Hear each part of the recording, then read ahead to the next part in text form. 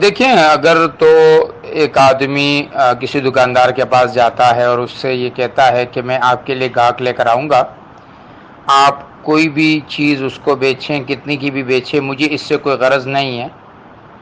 لیکن آپ مجھے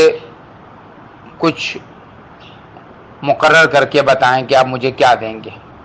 پرسنٹیج کے حساب سے دیں گے، 100 روپے دیں گے، 50 روپے دیں گے.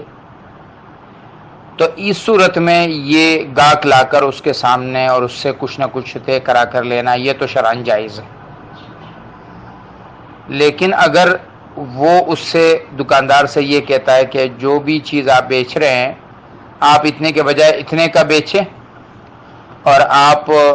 جو ہے وہ جو اوپر زائد چیزیں ہیں، پیسہ ہے، وہ مجھے دیں گے، تو اب اس صورت میں